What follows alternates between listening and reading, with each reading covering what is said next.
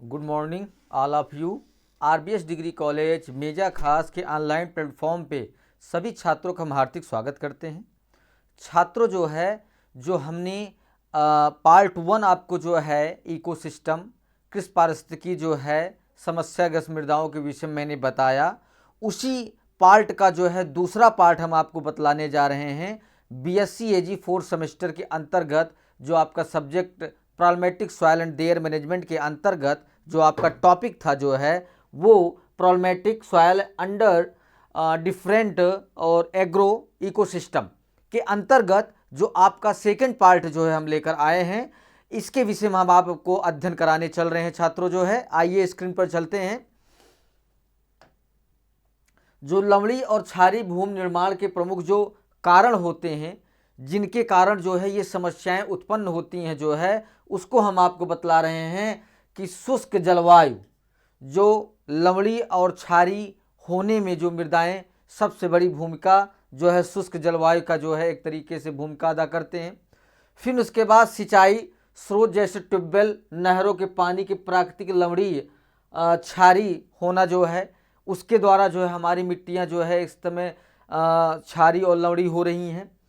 फिर उसके बाद दोषपूर्ण सिंचाई पद्धतियों के अपनाने से जो है क्षारीय और लवणीय मिट्टियां जो है हमारी जो है प्रभावित हो रही हैं। उसके बाद क्षारीय प्रकृति के रासायनिक उर्वरकों का बार बार उपयोग के द्वारा जो है मिट्टियों हमारी जो है उनकी दशाएं बिगड़ रही हैं, उनकी संरचनाएं बिगड़ रही हैं। फिर जल निकास की उचित व्यवस्था न होने की वजह से जो है मिट्टी हमारी क्षारीय और लवणीय हो रही है। फिर नहरी क्षेत्रों में जल स्तर का ऊंचा उठना भी जो है एक तरीके से हमारी जो क्या कहते हैं नहर से पास की जो ज़मीनें हैं या प्लॉट हमारे हैं वो भी जो है एक तरीके से क्षारीय और लवणीय में जो है प्रभावित हो रही हैं। उसके बाद मृदा प्रबंधन में लापरवाही बरतना और दोषपूर्ण क्रियाओं को अपनाने से भी जो है हमारी मिट्टी जो है क्षारीय और लवणीय हो रही है। छात्रों जो है उसके बाद लवणीय भूमि का जो सुधार कैसे किया जाएगा वो हम आपको बतला रहे हैं कि लवणीय भूमियों के सुधार के लिए निम्नलिखित भौतिक विधियों को अपनाकर फसल उत्पादन योग्य मिट्टी को बनाया जा सकता है। जो पहला हमारा है निक्षालन, जिसे हम लीचिंग कहते हैं। इस विधि के अंतर्गत सर्वप्रथम खेत को छोटे छोटे टुकड़ों में बांटकर मेड़बंदी कर दी जाती है।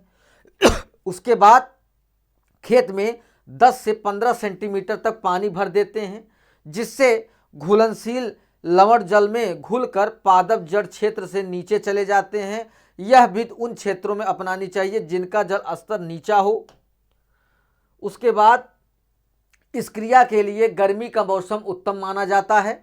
जिन मृदाओं की निचली सतहों में कठोर परत होती है वहां इस विधि को नहीं अपनाना चाहिए। मतलब इसका अर्थ ये है छात्रों जो है कि जब हम लीचिंग की प्रक्रिया जो है अपने लवणी और क्षारीय मृदा को अगर सुधार करते हैं तो वहाँ पे उस प्लॉट को जो है छोटे छोटे टुकड़ों में करके उसे मेड़बंदी कर दी जाती है। फिर उसमें जो है पानी जो है उसमें भर दिया जाता है। जल को भरने के बाद जब उसके सरफेस में कुछ जो है लवण और क्षारीय जो है जड़ के माध्यम से नीचे चले जाते हैं और कुछ जो है पानी के ऊपर की सतह में आ जाते हैं।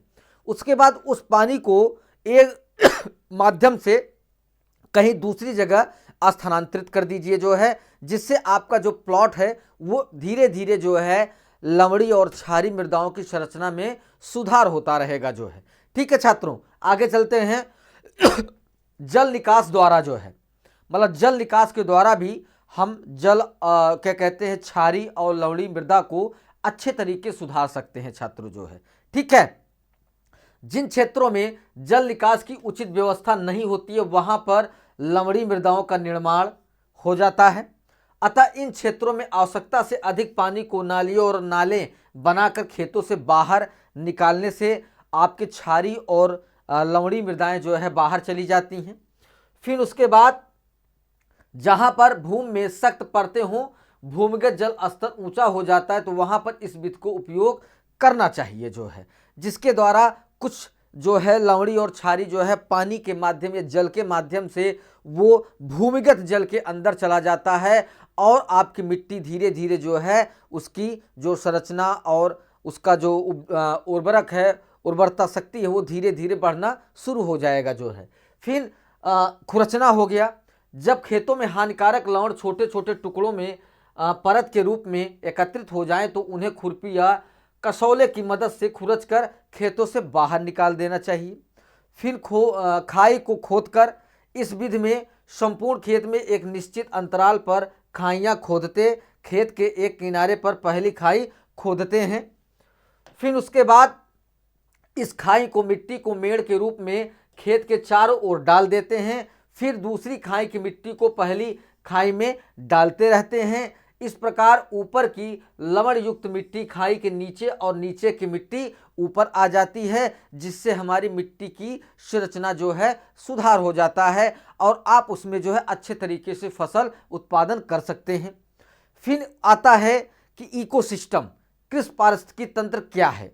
ठीक है, कृषि पारिस्थितिकी तंत्र उस कृषिगत परिस्थितियों के तंत्र के अध्ययन से संबंधित है जिसमें उसके घटक एक बृहद पारिस्थितिकी तंत्र का अंग बनकर कार्य करते हैं।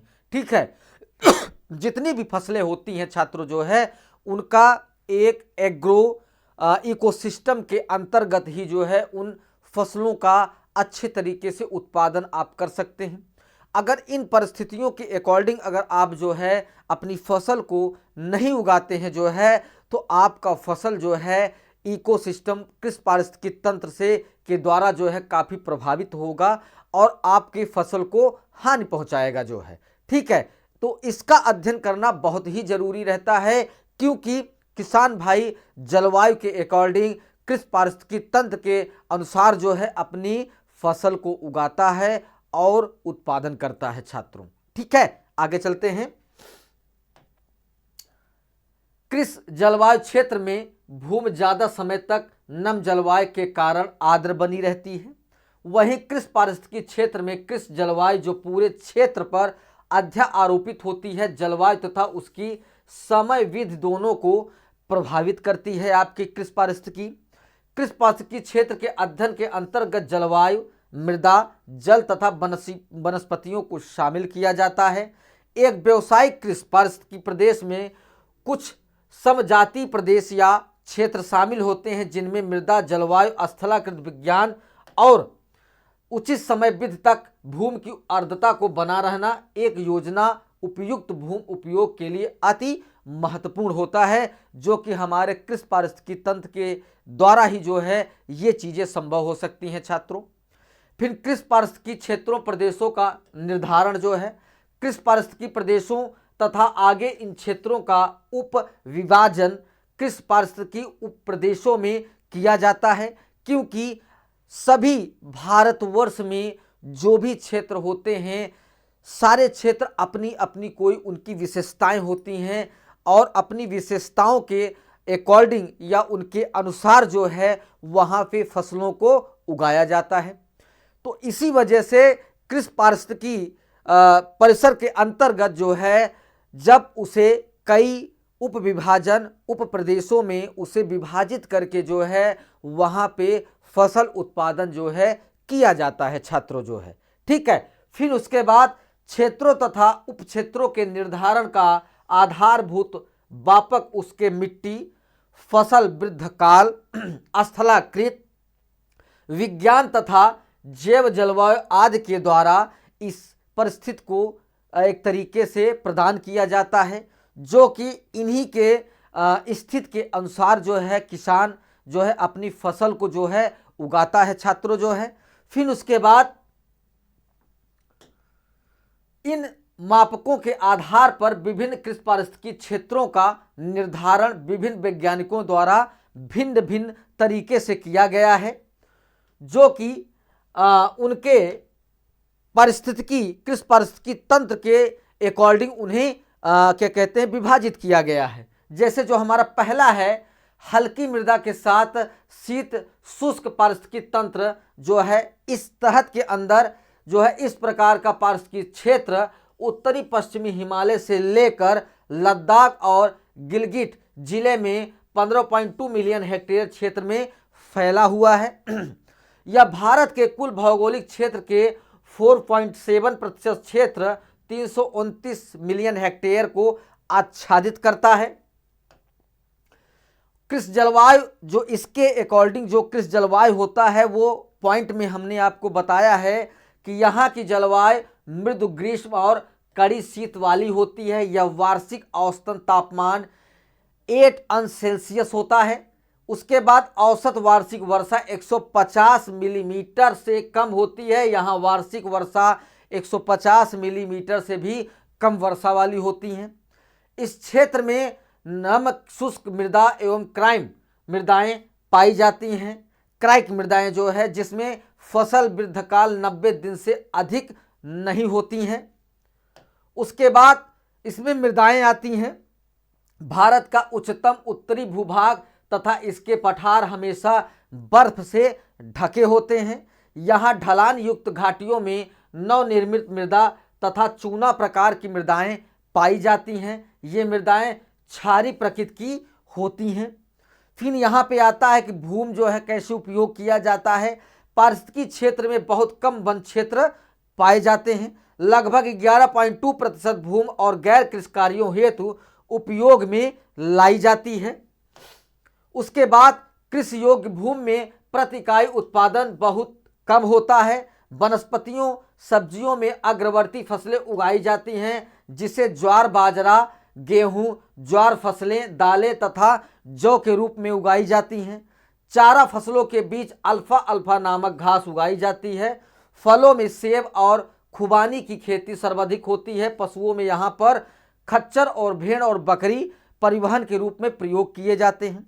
फिर यहाँ पे कमियां जो आती हैं, रुक्ष जलवायु के दबाव विशेष तापमान क्षेत्र के कारण बढ़ती फसलों पर कठोर तापीय अंध स्तर बढ़ जाता है, जो कि यहाँ की मृदा न्यून निम्न दाबयुक्त बालू चूर्णी प्रकृति की हो जाती हैं, जिससे फसलों पर इसका पुष्टिकरण प्रभाव असंतुलन मात्रा में पड़ता है, जिससे सामान्य समय में फसलों की उपज बहुत ही कम हो पाती है। छात्रों जो है तो इसके द्वारा जो है किस पारिस्थितिकी तंत्र जो है हमारा वहाँ की जलवायु को अच्छे तरीके से प्रभावित करके उसी के अनुसार जो है वहाँ पे फसलों को उगाया जाता है जो है। ठीक है। फिर उसके बाद आता है कि कृषि पारिस्थितिकी उपक्षेत्र जो है उसको जो है किस तरीके कृषि पारिस्थितिकी में जो है डिवाइड किया गया है, वर्गीकृत किया गया है। जैसे हम इसमें बता रहे हैं आपको कि पूर्वी लद्दाख के पठार जो जिस तरीके पाए जाते हैं,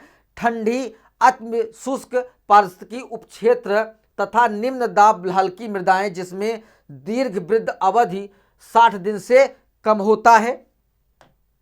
फिर उसके बाद पश्चिमी लद्दाख पठार तथा उत्तरी कश्मीर हिमालय क्षेत्र जो है अति शीत से पारिस्थितिकी उपक्षेत्र हल्की दोमट मृदा दीर्घ वृद्धि अवधि 60 से 90 दिन तक जो है इनका एक अवध पीरियड होता है फसलों का छात्रों, जो वहाँ पे फसलें उगाई जाती हैं। फिर आता है कि मरुस्थली एवं लवणी मृदा के साथ उष्ण शुष्क पारिस्थितिकी क्षेत्र जो है, उष्ण तथा शुष्क पारिस्थितिकी क्षेत्र पश्चिमी मैदानों पर फैला हुआ है, जिसमें दक्षिणी पश्चिमी हरियाणा तथा पंजाब के भाग, राजस्थान का पश्चिमी भाग, कच्छ का प्रायद्वीप तथा काठियावाड़ का प्रायद्वीप के उत्तरी भाग गुजरात शामिल हैं। फिर उसके बाद इस क्षेत्र का विस्तार 31.9 मिलियन हेक्टेयर क्षेत्र पर, जो कि भारत के कुल भौगोलिक क्षेत्र का 9.78% के अकॉर्डिंग वहाँ पे फसलों को उगाया जाता है छात्रों जो है। ठीक है। फिर कृषि इसमें जलवायु किस तरीके अपना प्रभाव को शामिल करता है या अपने प्रभाव को दिखाता है। इन क्षेत्रों में गर्मियों में अति उष्ण ताप तथा सर्दियों में अति ठंड जलवायु पाई जाती है। वार्षिक वर्षा वृद्धि 400 मिलीमीटर से कम है, जबकि वार्षिक वर्षा मांग 1500-2000 मिलीमीटर है। इसके परिणाम स्वरूप हर वर्ष बड़ी मात्रा में पानी की कमी हो जाती है। फिर उसके बाद इन क्षेत्रों में नम शुष्क मृदा तथा अति उष्मी मृदा पाई जाती है, जो वार्षिक दीर्घ वृद्धकाल 90 दिनों का पीरियड पाया जाता है। फिर इसमें जो मृदाएं हमारी होती हैं, इन क्षेत्रों में बलुई मिट्टी जो कि थार मरुस्थल में पाई जाती है, जिसमें सामान्यतः चूर्णी तथा क्षारीय प्रकार की क्रियाएं ज़्यादातर होती हैं। फिर पाली और लाखपत तथा निहार खेरा मृदा प्रकार इनमें सबसे ज़्यादा जो है मृदाएं पाई जाती हैं। फिर उसके बाद इसकी जो भूमि उपयोग करते हैं, वर्षा सिंचित क्षेत्रों में एकल फसलों की कृषि की जात वर्षा ऋतु की फसलें बहुत कम अवधि की होती हैं, जिसमें ज्वार, बाजरा, चरी फसलें तथा दालें वाली फसलें ज़्यादातर जो है शामिल होती हैं छात्रों। फिर उसके बाद ये फसलें गैर लवणीय क्षेत्रों में उपजाऊ जाती हैं और सिंचाई की सुविधा वाले क्षेत्रों में कपास, गन्ना, सरसों, गेहूं तथा चने की खेती की जाती है। इन क्षेत्रों में विरल छिद्र पुट उष्णकटिबंधीय वन पाए जाते हैं, जो कि अब मात्र 15% से घटकर 1% रह गया है। उसके बाद कमियां, कम वर्षा के कारण इन क्षेत्रों में भारी मात्रा में जल की कमी हो जाती है, जो प्रायः फसल वृद्धि के समय होती है। अत्यधिक लवणीय मृदा के परिणाम स्वरूप स्थलाकृत भूमि पानी को सूखा पानी हो जाता है, जिससे मृदा में नाइट्रोजन, फास्फोरस, जस्ता, जिंक तथा लोह जैसे पोषक तत्वों की कमी आ जाती है। कृषि पारिस्थितिकी तंत्र के जो उपक्षेत्र होते हैं वो हम आपको बता रहे हैं कि मारुस्थली, हल्की एवं गहन बलुई मारुस्थली मृदाएं फसल दीर्घ वृद्धकाल 60 दिन से कम होता है। और कच्छ प्रायद्वीप जो है गहन लवणीय दोमट मिट्टी तथा क्षारीय मिट्टी, यहाँ फसल वृद्धकाल 60 दिन से कम होता है। दक्षिण कच्छ तथा उत्तर काठियावाड़ प्रायद्वीप गहरी दोमट लवणीय तथा क्षारीय मृदाएं, यहाँ फसल वृद्धकाल 60 दिन का होता है।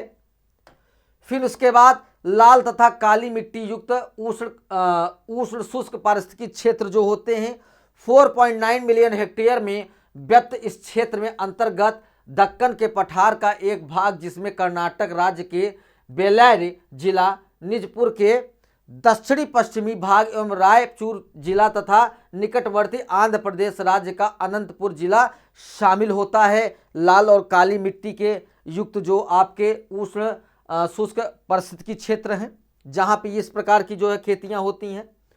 फिर यहाँ पे जलवायु कृषि जो आपका पाया जाता है छात्रों, इस पारिस्थितिकी क्षेत्र की जलवायु उष्ण तथा शुष्क गर्मियों तथा हल्की शीत ऋतु में होती हैं, जहाँ पे लगभग 400 से 500 मिलीमीटर तथा वार्षिक वर्षण 1800 से 1900 किलोमीटर 20 से 25% तक यहाँ पे वर्षा पाई जाती है। कठोर सूखे दशा पूरे वर्ष तक बनी रहती है और 1500 से 1600 मिलीमीटर जल प्रत्येक वर्ष इसमें घटता जाता है। फसल वृद्धकाल में 90 दिन से कम होता है। इस पारिस्थितिकी क्षेत्र में नम्र शुष्क मृदा और सम अति सूक्ष्मी तापक्रम मृदा क्षेत्र ज़्यादातर जो है कृषि पारिस्थितिकी तंत्र में पाए जाते हैं। फिर उसके बाद इसकी मृदाएं जो है इन क्षेत्रों में हल्की तथा मध्यम प्रकार की लाल मिट्टियां फैली हुई हैं, जो सामान्यतः थोड़ी सी अम्लीय तथा गैर चूर्णीय होती हैं। गहरी चिकनी काली मिट्टी, हल्की क्षारीय तथा चूना मिला हुआ प्रकार पाया जाता है। फिर उसके बाद भूमि उपयोगी जो है इन क्षेत्रों में उष्णकटिबंधीय कटीले वन पाए जाते हैं। परंपरागत रूप से भूमि उपयोगी वर्षा काल में होता है तथा फसलों आदि की बुआई वर्षा की काल अंत तक प्रारंभ होती है, क्योंकि उस समय मिट्टी में आर्द्रता सबसे ज़्यादा पाई जाती है छात्रों जो है, ठीक है। फिर उसके बाद कुछ क्षेत्रों में बरसात के मौसम में बाजरा की खेती सबसे ज़्यादा की जाती है, जहाँ पे शुष्क जलवायु सबसे ज़्यादा पाए जाते हैं। वहाँ पे कुछ ऐसे समय आते हैं जहाँ पे थोड़ी बहुत बारिश होने पर वहाँ पे मौसम में बाजरा की फसल ली जाती है छात्रों जो है, ठीक है। फिर उसके बाद इसमें जो कमियां और सीमाएं होती हैं वो हम आपको बतला रहे हैं कि कार्य युक्त काली नम मिट्टियाँ बहुत कम पारस में पाई जाती हैं। उप मृदा सोडियम का प्रभाव मृदा संरचना पर पड़ता है, जिससे विशेष रूप से काली मिट्टी में उपस्थित ऑक्सीजन की मात्रा पर विशेष प्रभाव पड़ता है। जब कभी तूफान युक्त मूसलाधार बारिश होती है तो मृदा अपरदन अधिक मात्रा में होता है, फसलों पर इसका दुष्प्रभाव पड़ता है। फिर उसके बाद आता है कि किस पारिस्थितिकी तंत्र उप क्षेत्र जो और भी इसके जो क्षेत्र पाए जाते हैं, कर्नाटक के पठार जिसमें रॉयल सीमा भी शामिल होती है। फिर उष्ण अर्ध शुष्क पारिस्थितिकी प्रदेश जहां कछारी मृदाएं पाई जाती हैं, गुजरात के भाग उत्तरी मैदान तथा केंद्रीय उच्च भूमियों के रूप में 32.2 मिलियन हेक्टेयर भूभाग पर यह उस आर्द्र शुष्क पारिस्थितिकी क्षेत्र विस्तृत है, जो कि भारत के कुल भौगोलिक क्षेत्र का 9.8% ही शामिल होता है। उसके बाद इसमें कृषि जो जलवायु पाए जाते हैं इस क्या कहते हैं कृषि पारिस्थितिकी तंत्र में, वो हम आपको बता रहे हैं कि इस क्षेत्र में उष्ण एवं शुष्क ग्रीष्म तथा ठंडी शीत ऋतु पाई जाती है। वार्षिक वर्षापात 500 से 1000 मिलीमीटर मतलब 35 से 42% होती है। इसकी दिशा पश्चिम से पूर्व की तरफ बढ़ती जाती है। जल की कमी प्रतिवर्ष 700 से 1000 मिलीमीटर वार्षिक है। फसल के वृद्धकाल में 90 से 150 दिन का होता है। मिट्टी की आर्द्रता में मौसमी अनियमितता तथा मृदा तापमान में समतापी परिवर्तन होता रहता है। फिर इसकी जो मृदाएं इस उपमृदा में पाई जाती हैं, इस प्रदेश में गहरी कछारी दोमट मिट्टी या गहरी दोमट तथा लाल एवं काली मिट्टियां पाई जाती हैं। फिर उसके बाद इसकी जो भूमि उपयोगी है, इस पारिस्थितिकी क्षेत्र में उष्णकटिबंधीय सूखे पर्णपाती तथा कटीले वन पाए जाते हैं। परंपरागत रूप से लगभग 35% क्षेत्र वर्षा युक्त हैं, जबकि 65% क्षेत्र में कृषि कृत्रिम सिंचाई के अंतर्गत आती हैं। उत्तरी मैदान में सूखी जलवायु के समय सिंचाई ट्यूबवेल की सहायता से की जाती है। फसलों में रबी और खरीफ चावल, बाजरा, मक्का, दालें, बारिश, गेहूं, सरसों आदि की खेती की जाती है छात्रों यहाँ पर। फिर उसके बाद कमियां जो इसकी हैं, मृदा विन्यास में बड़े कणों के आ जाने से पौधों के कम मात्रा में जल उपलब्ध हो पाता है। अपवाह प्रणाली की दशा ठीक न होने के कारण धरातली तथा उप धरातली मिट्टी में लवण की मात्रा बढ़ जाती है। भूमिगत जल का अत्यधिक उपयोग होने लगता है, जिसके फलस्वरूप भूमिगत जल संसाधनों में साथ साथ कमी आने लगती है। फिर उसके बाद कृषि पारिस्थितिकी तंत्र के जो उपक्षेत्र हैं वो भी हम बतला रहे हैं, क्योंकि कई प्रकार के कृषि पारिस्थितिकी तंत्र में उपक्षेत्र पाए जाते हैं। अलग अलग क्षेत्रों के अकॉर्डिंग जो है, उत्तर पंजाब के मैदान, गंगा जमुना दोआब, राजस्थान के उच्च प्रदेश, गहरी दोमट कछारी परिवर्तित मृदाएं, फसल वृद्धि के कारण 90 से 120 दिन का है। अरावली पर्वतीय क्षेत्र और पूर्वी राजस्थान को उच्च प्रदेश, उत्तर गुजरात मैदानी और स्टेली भूरे रंग की गहरी दोमट मिट्टी फसल वृद्धि काल में 90 से 120 दिन लगता है। मध्य भारत पठार तथा बुंदेलखंड उच्च प्रदेश गहरी दोमट तथा मिश्रित लाल और काली चिकनी मिट्टी फसल वृद्धि काल 90 से 120 दिन तक का होता है। फिर उसके बाद इसमें जितनी भी कृषि पारिस्थितिकी तंत्र के उपक्षेत्र होते हैं छात्रों जो है, सबकी अपनी अपनी अलग अलग विशेषताएं होती हैं, अलग अलग फसलें ली जाती हैं। फसलों की अवधि जो है अलग अलग होती हैं, कहीं 90 दिन है तो कहीं 90 120 दिन है। तो इस तरीके वहाँ के जलवायु और क्या कहते हैं वहाँ कृषि पारिस्थितिकी तंत्र के द्वारा जो है वहाँ पे फसलों को उगाया जाता है छात्रों। ठीक है, यहाँ पे ये टॉपिक आपका समाप्त होता है। सभी छात्रों को धन्यवाद।